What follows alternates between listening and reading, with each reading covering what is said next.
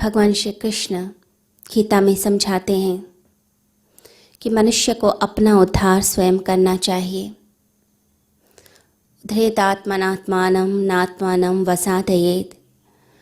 तो अपना उद्धार मनुष्य स्वयं कर सकता है। हम अपने मन के वश में रहते हैं और मन को कोसते रहते हैं। मन बड़ा ही उपयोगी यंत्र है। परमात्मा ने हमें उपहार स्वरूप मन दिया है, परंतु उस मन का सही उपयोग कैसे किया जाता है ये हमें आता नहीं। इसी कारण हम हमेशा भटकते रहते हैं। परमात्मा की ये जो भेंट है, इस भेंट को यदि सही तरीके से उपयोग में लाया जाए तो ये मन मोक्ष तक लेकर जा सकता है। हमारा ये मन हमें संसार में उलझा भी सकता है और हमें संसार से सुलझा भी सकता है। ये हमें नरक की तरफ भी ले जा सकता है। हम नरक की सीढ़ियों की तरफ उतर सकते हैं और चाहें तो हम स्वर्ग के द्वार तक पहुंच जाएं, स्वर्ग पहुंच जाएं। ये सब हम पर डिपेंड करता है, हम पर निर्भर करता है। तो इस मन का सही उपयोग ज़रूरी है। जो अपना उद्धार करना चाहते हैं, जो व्यक्ति परमात्मा तक जाना चाहते हैं, वो इस मन का सही उपयोग करते हैं। और जो भोग में ही लिप्त रहते हैं, इस संसार में लिप्त रहते हैं, वो फिर नरक की यात्रा करते हैं। लोग मन को कोसते हैं कि ये मन चंचल है, ये मन हमें भटका देता है, इस मन के कारण हम गलत कार्य कर लेते हैं। परंतु मन हमें भटकाता नहीं है, ये हमें याद रखना है। हम भटकना चाहते हैं, इसलिए मन सहयोग दे देता है। मन हमारा नौकर है, मन सखा है, तो वो साथ दे देता है। भटकना तो हम चाहते हैं, मन साथ चल पड़ता है और फिर हम मन को ही कोसना शुरू कर देते हैं। हम कहने लगते हैं कि ये मन भटका रहा है। ये मनुष्य की आदत है कि दूसरे के ऊपर दोष दे देना, ब्लेम कर देना कि इसकी वजह से ऐसा हुआ। कोई गिर भी जाता है तो कहता है कि ये ज़मीन उबड़ खाबड़ थी या पानी पड़ा था, इस कारण हम फिसले हैं। तो अपने ऊपर कोई जिम्मेदारी नहीं लेता, हमेशा दोष दूसरे पर डाला जाता है। तो जो व्यक्ति कहता है कि मन के कारण हो रहा है और कोसता है, इसका मतलब है वो ब्लेम यानी कि दूसरे के ऊपर दोषारोपण कर रहा है। अपने ऊपर जिम्मेदारी एक आध्यात्मिक व्यक्ति लेता है। वो कहता है दुख का कारण मैं हूँ, दुख का कारण कोई और नहीं। मैंने ही ये चुनाव किया जिसके कारण ये दुख मेरी तरफ आ रहा है। तो जो व्यक्ति मन पर दोष दे रहा है, यानी कि उत्तरदायी तो मन पर डाल दिया और कहा मैं तो बहुत अच्छा हूँ, ये शुरू से ही चला आ रहा है। लोग कहते हैं मेरा तो भाग्य ही ऐसा है, मेरा भाग्य ऐसा है, इसके कारण मेरे साथ ऐसा हो रहा है, परमात्मा की व्यवस्था ही ऐसी है। या लोग बोलते हैं कि प्रकृति ने मनुष्य को बनाया ही ऐसा है, इस कारण हम ऐसा व्यवहार करते हैं। कार्ल मार्क्स ने कहा कि समाज की व्यवस्था ही ऐसी है, इसके कारण मनुष्य ऐसे ही व्यवहार करेगा, मनुष्य कुछ नहीं कर सकता है। सिगमंड फ्रायड ने बोला कि मनुष्य अचेतन वृत्तियों के जाल में फंसा हुआ है, यानी कि जो अनकॉन्शियस फोर्सेस हमारे अंदर होते हैं, ये अनकॉन्शियस फोर्सेस, ये अचेतन वृत्तियाँ हमसे काम करा लेती हैं, हमें धक्का देती हैं और हम वैसा कार्य कर लेते हैं। यानी कि कुछ हो नहीं सकता, मनुष्य एक पपेट की तरह, कठपुतली की तरह चल रहा है और उससे मन चलाया जा रहा है। परंतु धर्म ऐसा नहीं मानता। मन जो है वो भटकना चाहता है।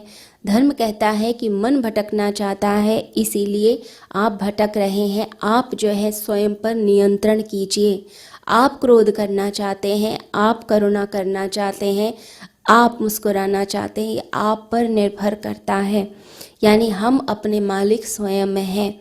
जब हम अपनी पावर इंद्रियों को दे देते हैं, मन को दे देते हैं, तब हम फंसते हैं, तब हम उलझते हैं इस संसार में, तब हम रोते हैं, तब हमें दुख मिलना शुरू हो जाता है। लोग कहते हैं कि हमारी छाया हमें लेकर जा रही है गलत रास्ते पर। मन छाया की तरफ है। छाया का दोष नहीं है, दोष हमारा है। हम मंदिर जाना चाहते हैं या फिर हम शराब पीना चाहते हैं, हमने ये निर्णय लिया है, मन साथ दे देगा। भगवान बुद्ध के पास भी मन था, महावीर के पास भी मन था, कृष्ण के पास भी मन था, परंतु उन्होंने उस मन का सही उपयोग किया। सही ढंग से उपयोग करने के कारण उन्होंने जगत का कल्याण किया। भगवान बुद्ध को जब ज्ञान प्राप्त हुआ, उसके 40 साल तक वह उपदेश देते रहे। मन न होता तो उपदेश कैसे देते, समझाते कैसे। महावीर ने भी ज्ञान उपलब्धि के बाद 40 साल तक संदेश दिए। कृष्ण ने संदेश दिए, कैसे दिए? ये मन के कारण दिए, लेकिन मन का सही उपयोग करना वह जानते थे। तो ये जो मन है, ये गाली भी दे सकता है और ये मन गीत भी गा सकता है। तो गीत गाने वाला कोयल जैसा मन हमें बनाना है, जो मीठा है, जो मधुर है, जो प्यारा है। हमें कर्कश नहीं बनना। अगर कर्कश बन गए हैं, गलत बन गए हैं, तो मन भटकाता जाएगा। तो याद रखिए, हम अपने मालिक स्वयं हैं। हम सोए हुए हैं, इसके कारण मन के पास ताकत आ गई और मन एक ज़िद्दी बालक की तरह हमें नचाता है। अगर बाहर से ज़बरदस्ती इस मन के साथ की जाती है, एक द्वार बंद करेंगे तो दूसरे द्वार से वो अपनी इच्छा पूरी करने की कोशिश करता है।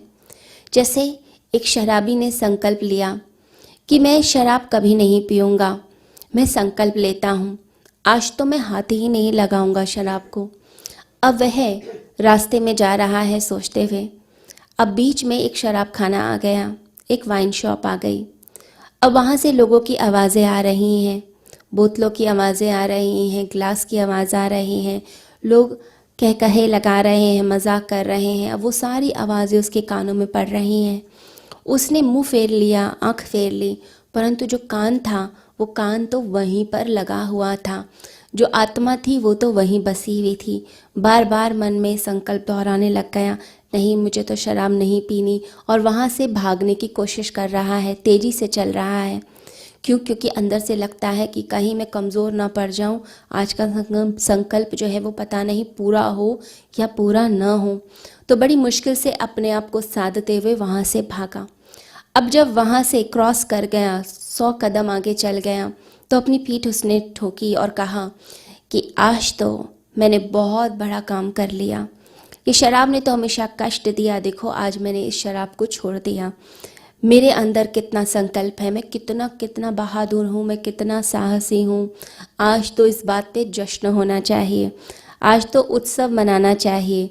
अब जैसे ही उत्सव और जश्न का विचार आया, अब उसके मन में क्या बात आई कि जश्न मतलब कि आज तो ज़रूर थोड़ा पीते हैं। क्यों? क्योंकि मैंने बड़ा बहादुरी का काम किया। अब वो वापस वहीं पहुंच गया और पीना शुरू हो गया और दूसरों को भी पिलाने लग गया। लोगों ने पूछा क्या बात है, इतने दरिया दिल कैसे हो गए, सबको पिला रहे हो? तो कहने लगा कि मैंने बड़ा बहादुरी का काम किया है, आज मैंने संकल्प लिया था कि मैं शराब छोड़ दूंगा और मैंने शराब छोड़ दी और मैं ये संकल्प पूरा कर पाया। तो मन धोखे देता है, मन पाखंड करता है, इस पाखंड से बचना है। जब एक द्वार बंद होगा तो दूसरा द्वार जो है वो खुलने लगता है। ऐसा क्यों होता है?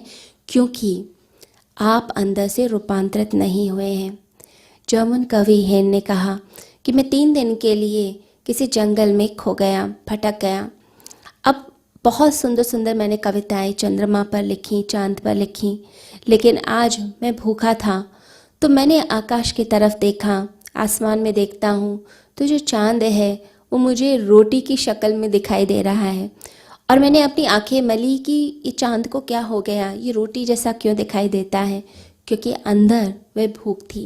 तो आप ऊपर से जितने व्रत ले लें, उपवास ले लें, संकल्प ले लें, अगर अंदर से ही रूपांतरण नहीं हुआ तो वो संकल्प, वो व्रत कभी पूरे नहीं होते हैं। तो एक आध्यात्मिक व्यक्ति क्या करता है, वो अपनी ज़िंदगी को पहले तो सहज बनाता है, स्वीकार करता है हाँ मैं ऐसा हूँ। फिर उसके बाद जो उसकी ज़िंदगी में पॉजिटिव है, उस पॉजिटिव को बढ़ाने का प्रयास करता है और नेगेटिव को घटाने के पीछे नहीं पड़ता। जितना पॉजिटिव बढ़ता जाएगा, जितनी अच्छाई बढ़ती जाएगी, अपने आप ही बुराई छूट जाती है। तो ध्यानी जो व्यक्ति होता है वो आनंद ध्यान में लेता है, इतना आनंद लेना शुरू होता है, स्वयं के स्वरूप को जानना शुरू होता है, धीरे धीरे सब कुछ उसका छूट जाता है।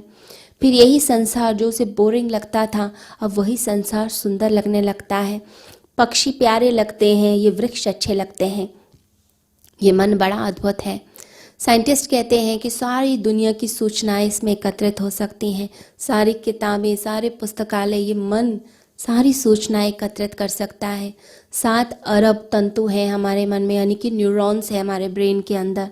अगर एक के ऊपर एक रखते जाएं और 1 लाख न्यूरॉन्स को इकट्ठा किया जाए तो एक बाल की मोटाई के बराबर होता है, यानी कि इतने सूक्ष्म है, लेकिन एक एक न्यूरॉन में करोड़ों करोड़ सूचनाएं हैं। इतना अद्भुत है। इसका कैसे उपयोग किया जाए ये हम पर निर्भर करता है। कृष्ण कहते हैं अपना उद्धार करो।